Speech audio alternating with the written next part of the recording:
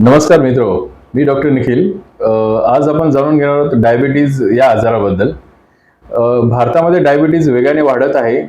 अनेक लोकांना डायबिटीज असतो, पण सुरुवातीच्या टप्प्यात कोणतीही लक्षणं दिसत नाहीत किंवा क्वचितच असतात. त्याच्यामुळे त्याला या आजाराला सायलेंट किलर असंही म्हटलं जातं.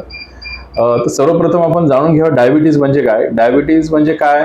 आपण जे अन्न खातो त्यातून ग्लुकोज म्हणजे साखर तयार होते आणि ही साखर शरीरातील पेशींमध्ये पोहोचवण्यासाठी इन्सुलिन या हार्मोनची आवश्यकता असते. जेव्हा शरीरात इन्सुलिन हार्मोनची कमतरता तयार होते किंवा इन्सुलिन योग्य प्रकारे कार्य करत नाही, त्यावेळेस शरीरातली साखर वाढते, म्हणजेच डायबिटीज होतो. डायबिटीजची सुरुवाती लक्षणं आज आता आपण बघू. डायबिटीजच्या सुरुवातीच्या लक्षणामध्ये वारंवार लघवी होणे, खूप तहान लागणे, वारंवार भूक लागते, अचानक वजन कमी होतं, बऱ्याच वेळेस थकवा, अशक्तपणा, शक्ती कमी झाल्यासारखं जाणवतं. शरीरात जर कुठे काही लागलं असेल, जखम होत असेल, ती जखम लवकर भरत नाही. दिसायला दृष्टी थोडी धुसूर होते, थोडी अंधुक होते, त्याच्यामध्ये प्रॉपरलं दिसत नाही आपल्याला. हातापायात मुंग्या येतात किंवा हातापायांची जळजळ होते. ही एक प्राथमिकता सुरुवाती. डायबिटीज धोकादायक का आहे? जर रक्तातील साखर दीर्घकाळ नियंत्रणाबाहेर राहिली तर शरीरातील अनेक अवयवावर याचे परिणाम होतात. प्रामुख्याने याच्यामध्ये हृदय असेल, मूत्रपिंड म्हणजे किडनी असेल, डोळ्यांचे आजार असतील, नसांवरती परिणाम असेल. तर आपण बघू हृदयावरती परिणाम म्हणजे काय असतात. त्याच्यामध्ये हृदयविकाराचा झटका येण्याचे चान्सेस असतात, उच्च रक्तदाब, पॅरालिसिस पण बसू शकतो. मूत्रपिंडावर म्हणजे किडनीवरती जर परिणाम आपण बघितले तर किडनीचे नुकसान होते. किडनी कधी कधी निकामी होण्याची बहुतांश वेळेस डायलिसिसची पण गरज पडू शकते.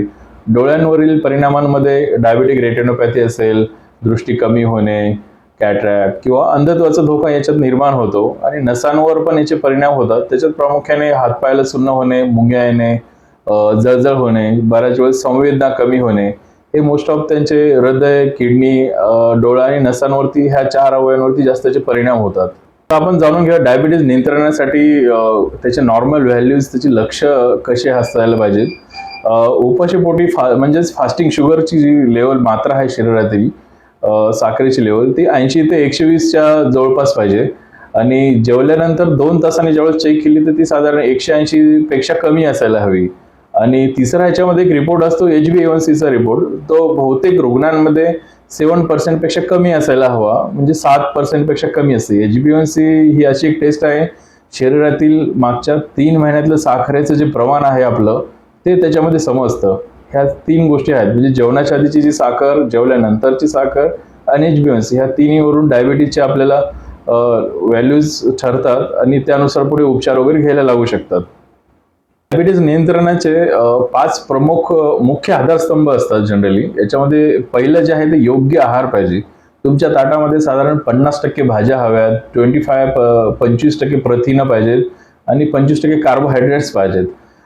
खाण्यांमध्ये जनरली हिरव्या पालेभाज्या खायला जास्त यायला पाहिजे. सलाड्स असेल, डाळी असतील, कडधान्य असेल, अंडी, मासी, चिकन पण मर्यादित, आणि ज्वारी, बाजरी ही योग्य प्रमाणात चालेल. खाण्यामध्ये काय टाळावे, याच्यामध्ये साखर ही ऑलमोस्ट बंदच करायची आहे. मिठाई, शीतपेय म्हणजे कोल्ड्रिंक्स जे असणार, ज्यूस असतील, आणि मैद्यापासून बनणारे सर्व पदार्थ, बेकरीचे सर्व पदार्थ, मैद्यापासून जे पाव, जे बाकीचे पदार्थ बनतात ते पूर्ण पदार्थ असेल, केक असतील, बिस्किट्स, आणि भात सुद्धा जास्त प्रमाणात खायला नाही जमत.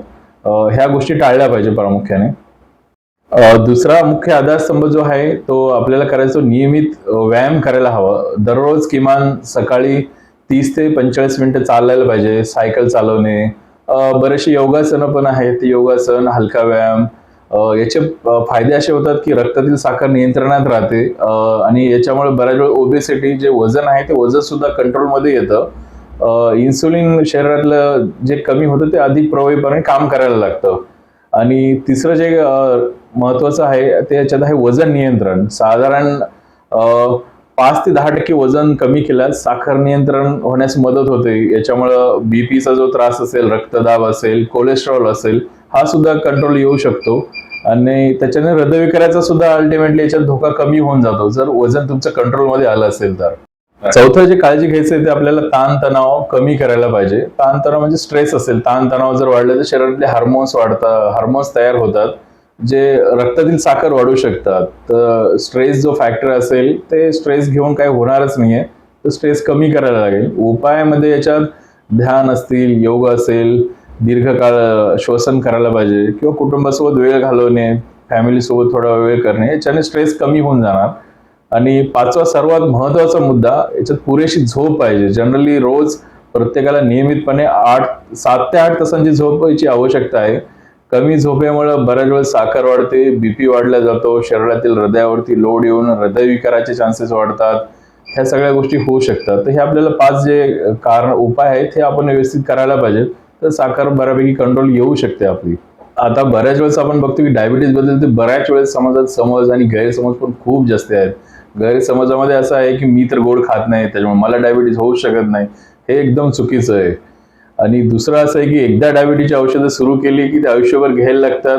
प्रत्येक रुग्ण हा वेगळा असतो. त्याच्या शरीरानुसार त्याच्या शरीरातील साखर नियंत्रित कशी राहते, तो पथ्य कसे पाळणार, ह्या सगळ्या गोष्टींवरती औषधांचं प्रमाण, औषध किती दिवस घ्यायची, किती वर्ष लागते हे ठरलं जातं. आणि तिसरं एक असतं की आयुर्वेदिक असेल किंवा हर्बल औषध असेल, याच्याने पूर्णपणे डायबिटीज बरा होतो.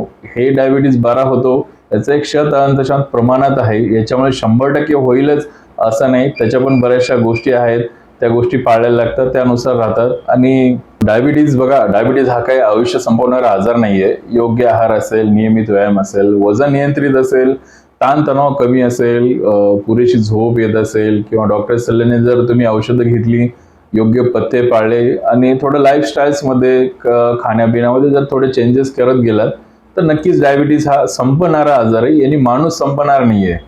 डायबिटीजला तुम्ही जर योग्य प्रकारे पथ्य पाळली, मेन त्याचा फॅक्टर हा पथ्य पाळणे. पथ्य पाळला तुम्ही, सगळ्या गोष्टी व्यवस्थित होऊन जाणार. डायबिटीज नियंत्रण मिळवण्यासाठी फक्त औषधाची गरज नसते. तर याच्यामध्ये तुम्हाला तुमची रुटीन लाईफस्टाईल जी आहे, जीवनशैली जी असते ती इम्पॉर्टंट असते. तुम्ही कसं राहता, कसं खाता, तुमचं वातावरण काय, खाण्यामध्ये तुम्हाला काय, तुमचं रुटीन्स काय आहेत, ह्या सगळ्या गोष्टींवरती होऊ शकतं. तर ज्याच्यामध्ये नसतील बदल, ते आज बदल करा आणि येणारा जो भविष्यातला जो धोका आहे तो डायबिटीजला पूर्णपणे टाळायचा प्रयत्न करा. धन्यवाद.